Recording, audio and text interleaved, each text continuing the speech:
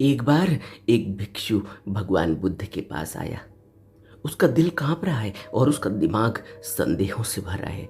कई सारे संदेह उसके दिमाग में हैं। उसने भगवान से वंदना की और पूछा कि भगवान, जब आप हमें करिश्मे, रिद्धियों, सिद्धियों से मना करते हैं, तो फिर हम दुनिया में ही जो मज़े हैं वही क्यों न लें? फिर हम भिक्षु बनने का परित्याग क्यों न कर दें? क्या अमिताभ या अमित सभी करिश्मों का मूल नहीं है?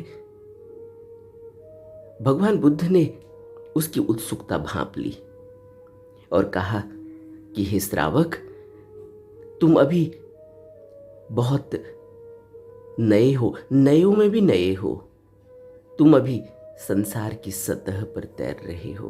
तुम्हें अभी सत्य को हृदयगम्य करने में कितना समय लगेगा? तुमने अभी तथागत के वचनों को अच्छी तरह से नहीं समझा। कर्म का सिद्धांत विवाद से परे है और प्रार्थनाओं से कोई प्रयोजन सिद्ध नहीं होता, क्योंकि वे केवल शब्द मात्र हैं। प्रार्थनाओं से हमारे भावों का पता चलता है, लेकिन वह शब्द मात्र हैं। उनसे कुछ हल नहीं निकलता। तब भिक्षु ने कहा, तो भगवान, क्या करामातें, रिद्धियां, सिद्धियां होती ही नहीं है? तथागत ने कहा, क्या यह कम बड़ी बात नहीं है? क्या यह कम करिश्मा नहीं है? क्या यह रिद्धियों सिद्धियों से कोई छोटी चीज है कि एक पापी धर्मात्मा बन जाता है, एक पापी पुण्यात्मा बन जाता है, और जो सच्ची बोधि प्राप्त कर लेता है वह सत्य पथ का अनुयायी बन जाता है और आत्मार्थ से, कुमार्ग से हट जाता है। क्या कुमार्ग से हट जाना, क्या पापी से पुण्यात्मा बन जाना, क्या सत्य के मार्ग पर आ जाना कोई करिश्मा नहीं? जो भिक्षु सांसारिक क्षणभंगुर भोगों को छोड़ देता है, उनका त्याग कर देता है, ताकि उसे धर्म का सुख प्राप्त हो, ताकि उसे धर्म की वह आभा, वह तेज प्रकट हो सके, दिखाई दे सके, तो क्या यह करिश्मों से कम नहीं? क्या यह रिद्धियों सिद्धियों से कम नहीं?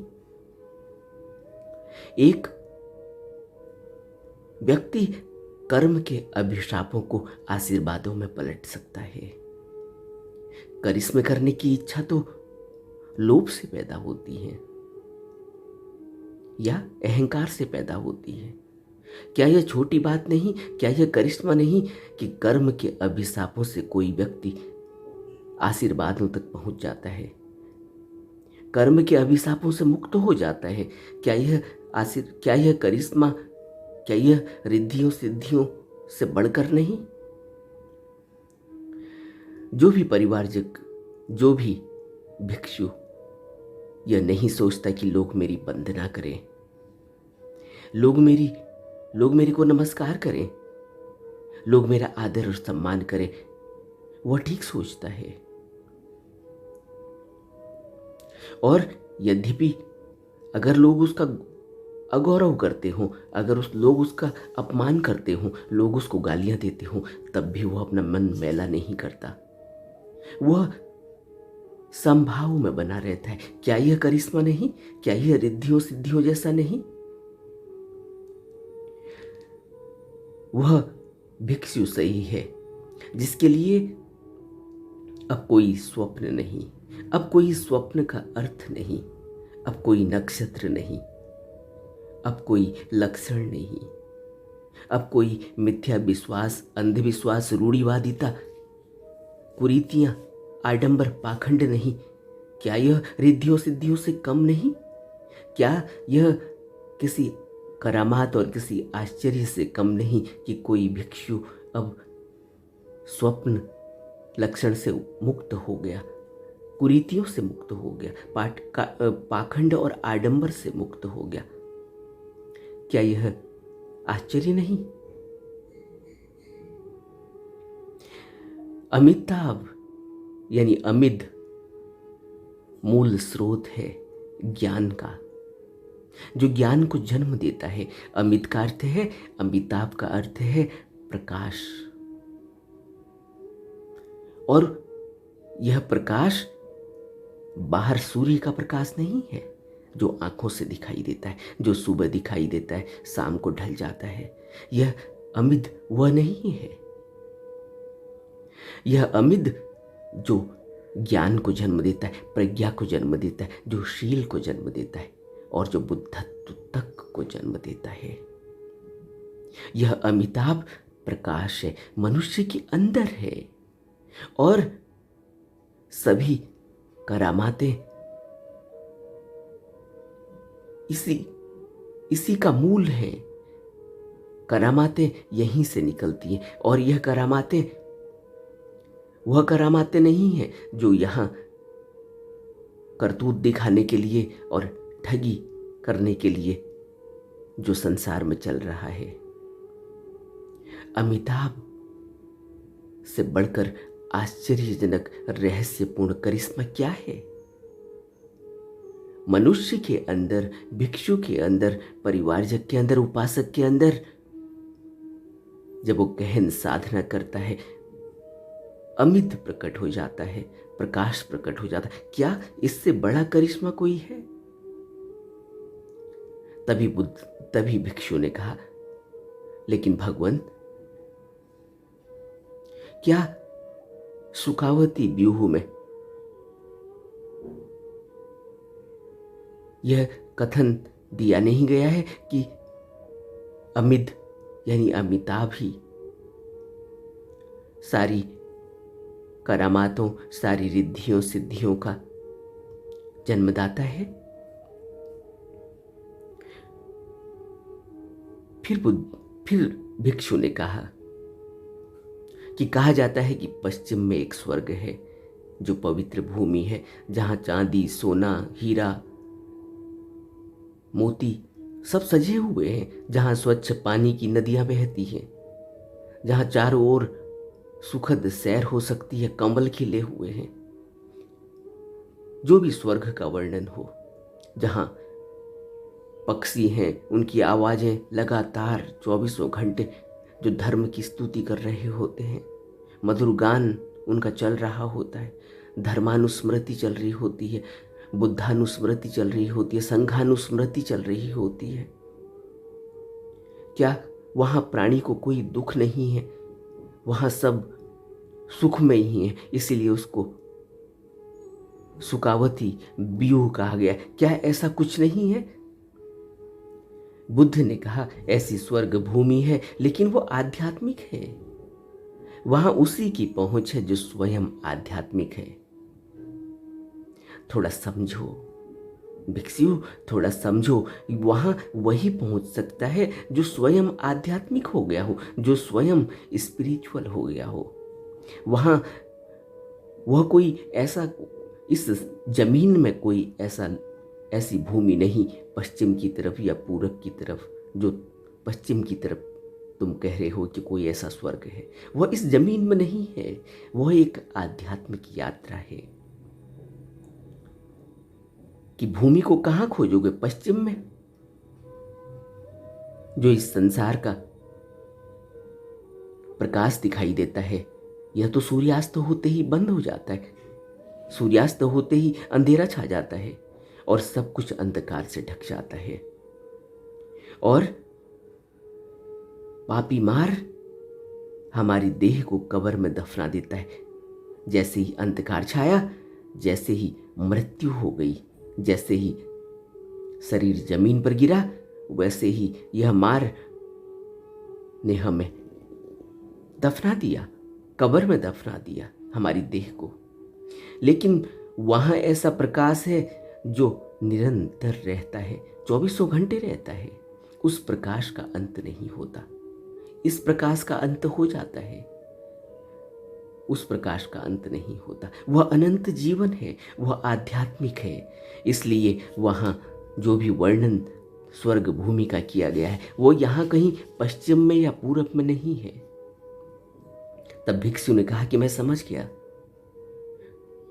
सुखावती ब्यूह की कथा कोई भौतिक सत्य नहीं है। यह तुम्हारा जो स्वर्ग का वर्णन है निसंदेह सुंदर है भगवंत, तो भी क्या हम उस लोक तक नहीं पहुंच सकते? बुद्ध ने कहा कि कोई भी भिक्षु उस लोक तक पहुंच सकता है।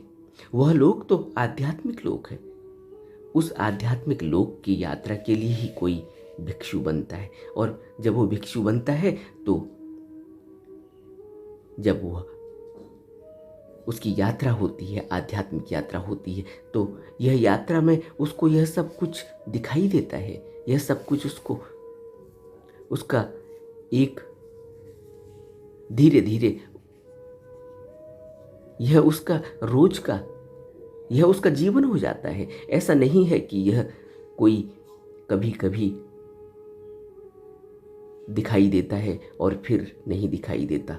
जैसे जैसे आध्यात्मिक यात्रा बढ़ती जाती है, गहरी होती जाती है, तो कोई भी भिक्षु जो निरंतर अभ्यास कर रहा है वो वहां तक पहुंच सकता है। और अमिताभ बुद्ध के नाम का जप तभी कल्याणकर होता है जब उसे ऐसी श्रद्धा और विश्वास के साथ जपा जाए कि जपने वाले के हृदय की शुद्धि हो और उसे कुशल कर्म करने की प्रेरणा मिले। अब यहाँ बुद्ध, अमिताभ बुद्ध जिसको कह रहे हैं वो वही प्रकाश है, और जिसको वो जप कह रहे हैं, यह जप कौन सा है? निरंतर उस प्रकाश के सानिध्य में रहना, निरंतर उस प्रकाश से ओतप्रोत रहना, यही जप है। जप ऐसा नहीं है कि किसी मंत्र का जाप कर लिया, प्रकाश का क्या जाप करेंगे? तो अमिताभ बुद्ध जिसको वो कह रहे हैं, अमिद या अमिताभ जिसको कह रहे हैं, यह वह प्रकाश है जिस प्रकाश की जब कोई भिक्षु के अंदर वह प्रकाश प्रकट होता है तो वह निरंतर उस प्रकाश का अनुभव करता है। वह अमिद हो जाता है, वह प्रकाशमान हो जाता है, वह प्रकाशवान हो जाता है, वह वीर्यवान हो जाता है, वह कुशल कर्म करने वाला हो जाता है। उसके हृदय की शुद्धि हो जाती है, और यही हृदय की शुद्धि, यही प्रकाश उसे फिर कभी भी अकुशल कर्म करने नहीं देता। जिसके अंदर सत्य का अनंत प्रकाश प्रकट हो गया वह उस पवित्र भूमि तक पहुंच जाता है। जिससे बोधि प्राप्त हो गई वही उस सुखावती व्यूह के अंदर पहुंच जाता है। वही फिर सुखावती व्यूह में जो भी बातें कही गई हैं फिर वह उनका साक्षात्कार करता है। और मैं तुम्हें कहता हूं कि तथागत इस शरीर के रहते हुए भी अनंत आनंद पवित्र भूमि पर निवास करते हैं, इस शरीर में रहते हुए भी। और तथागत तुम्हारे सहित सारे विश्व को धर्मोपदेश देते हैं ताकि तुम और तुम्हारे साथी भी ऐसी ही शांति को प्राप्त कर सके और ऐसे सुख का अनुभव कर सके। तथागत तो हमेशा ही उसी पवित्र भूमि में निवास करते हैं। शरीर में, यहाँ मृत्युलोक में, भवलोक में दिखाई देते हैं, लेकिन उसी लोक में तथागत का निवास है। और जब वह भिक्षु संघ को धम्म का उपदेश देते हैं तो कोई भी उस सुखावती व्यूह में पहुंच सकता है, उसका अनुभव कर सकता है। तब भिक्षु बोला, स्वामी, मुझे उन ध्यानों के बारे में बताएं जिनका अभ्यास करके मेरा मन पवित्र भूमि पर रह सके, मैं भी उस पवित्र भूमि में रह सकूं जहां तथागत रहते हैं। मुझे उन ध्यान और अभ्यास के बारे में बताइए। तब बुद्ध ने कहा कि ध्यान 5 हैं। पहला ध्यान है मैत्री भावना। इसका अभ्यास करने वाले को सभी प्राणियों की सुख समृद्धि की कामना करनी चाहिए, अपने शत्रुओं की भी। मैत्री भावना सबसे पहला अभ्यास है। बुद्ध ने कहा सुख समृद्धि की कामना करनी चाहिए सभी प्राणियों के लिए, अपने शत्रुओं के लिए भी।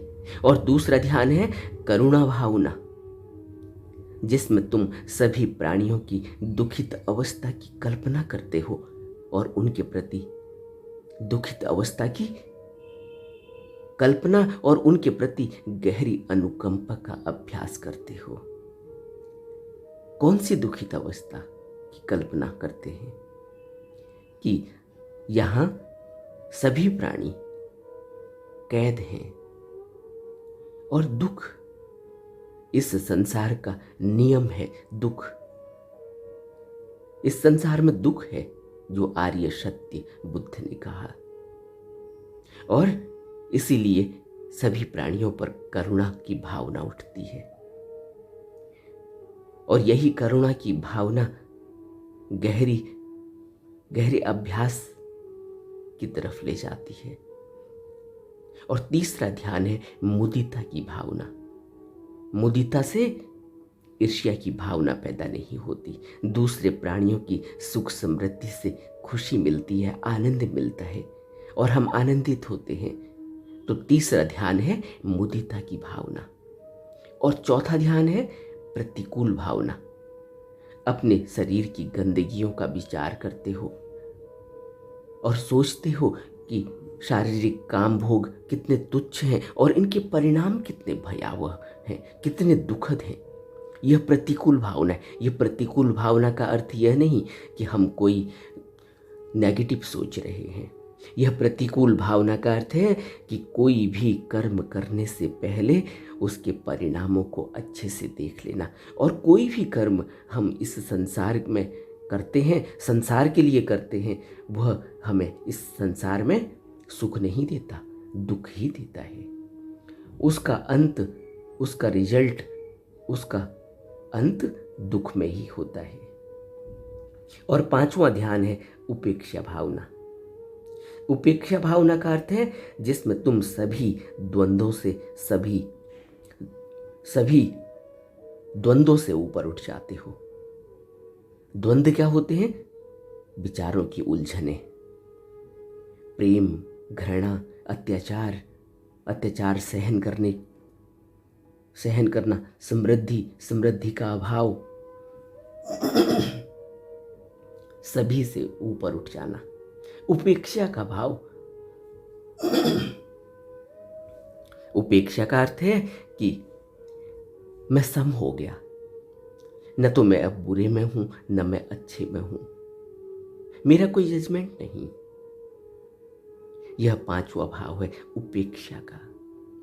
क्योंकि जब भी जजमेंट आया तो कर्म की तरफ को हम आकर्षित हो जाते हैं। हमें कोई जजमेंट नहीं देना कि क्या अच्छा हो रहा है, क्या बुरा हो रहा है। उपेक्षा की भावना कि मैं देख रहा हूं लेकिन मेरे अंदर कोई भावना नहीं है। मैं अच्छा कर सकता हूं, मैं करुणा कर सकता हूं, मैं मैत्री कर सकता हूं, मैं मुदिता की भावना कर सकता हूं, मैं प्रतिकूल भावना कर सकता हूं, लेकिन मैं जजमेंट नहीं करता। प्रेम और घृणा दोनों को मैं देखता हूं, लेकिन मैं अपनी तरफ से कुछ नहीं करता।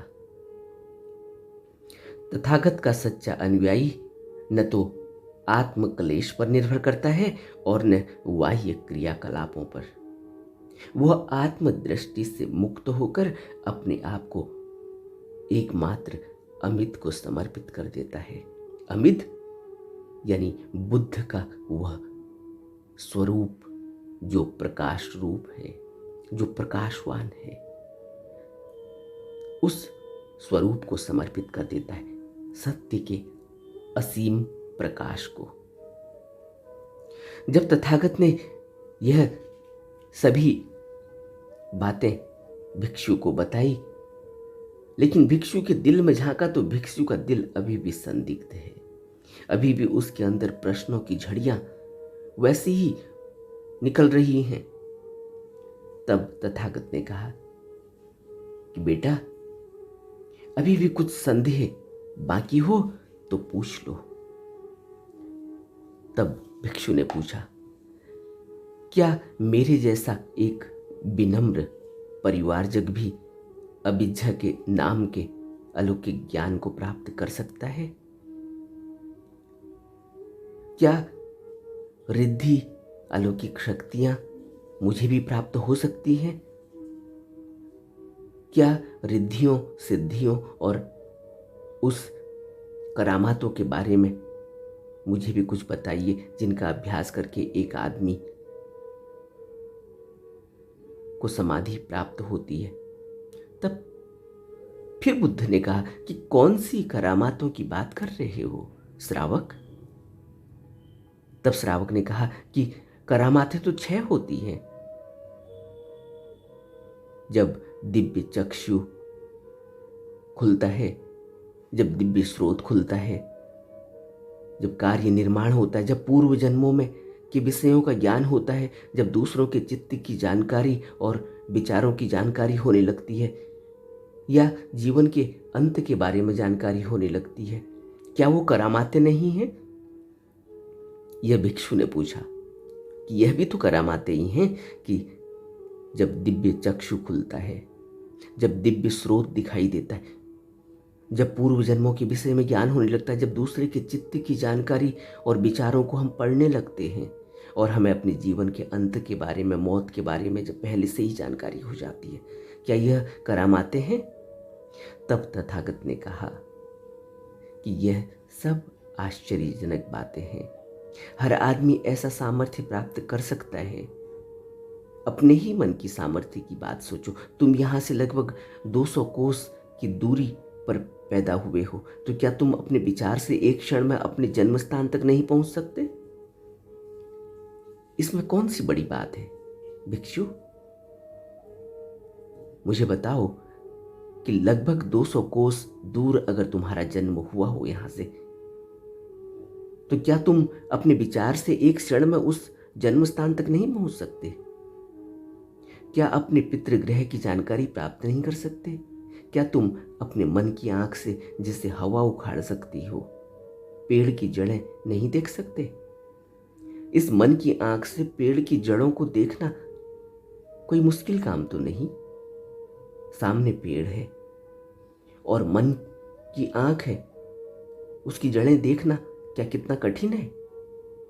क्या औषधियां बटोरने वाला वैद्य जब जड़ी बूटियां, जब औषधियां देखने के लिए जंगल में निकलता है तो वो कैसे देखता है? वह भी तो ऐसे ही देख लेता है। इस मन की आंख से ही तो देख लेता है कि कहाँ कहाँ कौन सी औषधि है और औषधि की जड़ें कहाँ हैं। यह तो बहुत आसान है। इन सब बातों को वही जान सकता है जो अभ्यास करता है। क्या अनेक भाषाओं का जानकार जब चाहे तब भाषा विशेष के शब्दों और उनके अर्थों तथा उनके प्रयोग को अपने मन के सामने उपस्थित नहीं कर सकता? अगर हम कई भाषाएं जानते हैं तो उनके शब्द कितनी आसानी से हमारे मन रूपी पटल पर आ जाते हैं।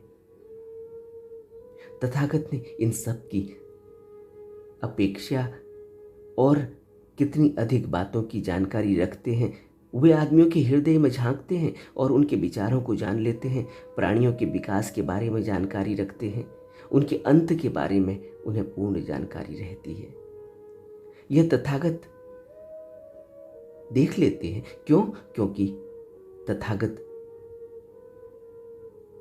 उस अमिताभ बुद्ध, उस प्रकाश स्वरूप बुद्ध में रहते हैं। इस शरीर में रहते हुए, इस जमीन में रहते हुए भी बुद्ध अमित स्वरूप रहते हैं। तब भिक्षु बोला, तो तथागत इस बात की शिक्षा देते हैं कि आदमी ध्यानों के माध्यम से अभिज्ञा ज्ञान प्राप्त कर सकता है। वे ध्यान कौन से हैं भिक्षु? अभिज्ञा ज्ञान जिससे प्राप्त होता है वह ध्यान कौन से हैं? तब भिक्षु बोला कि ऐसे ध्यान 4 हैं। प्रथम ध्यान में आदमी अपने आप को काम संबंधी वितर्क विचारों से मुक्त कर लेता है। दूसरे ध्यान में आदमी प्रीति से ओतप्रोत रहता है। तीसरे ध्यान में सुख ही सुख की अनुभूति होती है, प्रसन्नता, अकारण प्रसन्नता होती है। और चौथे ध्यान में चित्त की एकाग्रता मात्र बचती है, जहां पर चित्त ठहर जाता है, एकाग्र हो जाता है, शांत हो जाता है, समाधि घट जाती है। यह 4 ध्यान। तब बुद्ध ने कहा, पुत्र बहुत अच्छा, गंभीर बनो और ऐसे अभ्यासों को त्यागो जिनसे बुद्धि जड़ता की ओर अग्रसर होती है। ऐसे अभ्यासों की ओर ध्यान मत दो कि करामातें होती हैं, रिद्धियां सिद्धियां होती हैं। यह जड़ता की ओर, यह बुद्धि को जड़ता की ओर ले जाती है, बुद्धि को जड़ता की ओर अग्रसर करती है। तब भिक्षु बोला, मुझे क्षमा करें तथागत, मेरे अंदर अभी इतना ज्ञान नहीं, मेरे अंदर श्रद्धा है, मुझे अपने चरणों में स्थान दे। तब बुद्ध ने कहा, रिद्धि प्राप्त करने के 4 उपाय हैं। दुर्गुणों का प्रहाण हो जाए, दुर्गुण उत्पन्न न होने दो, और जो दुर्गुण उत्पन्न हो गए हैं उन्हें रहने न दो, और जो गुण अनुत्पन्न हैं, जो गुण अभी हम में नहीं है, उन्हें उत्पन्न करो, और जो गुण उत्पन्न हैं उन्हें बनाए रखो। यह बहुत बड़ी रिद्धि और सिद्धि मिलने जैसा ही है कि दुर्गुणों की पैदावार अब नहीं होती, दुर्गुण अब पैदा नहीं होते, और जो दुर्गुण है वह दुर्गुण अब चले गए हैं, अब वह नहीं बचे, और जो गुण पैदा नहीं हुए थे वह गुण पैदा हो गए हैं, और जो गुण पैदा हुए हैं वह गुण बने हुए हैं। यही रिद्धि और सिद्धि है। इससे बड़ी रिद्धि सिद्धि कुछ नहीं। जिस रिद्धि सिद्धि और करामात को हम दुनिया में देखते हैं वह बुद्धि की जड़ता की ओर ले जाती है। एक भिक्षु का ऐसी रिद्धि सिद्धि और करामात से कोई लेना देना नहीं होता। सतत सातत्य और श्रद्धा के साथ तलाश जारी रखो, निरंतर अभ्यास करो, अंत में शाश्वत सत्य, सनातन सत्य की प्राप्ति होगी।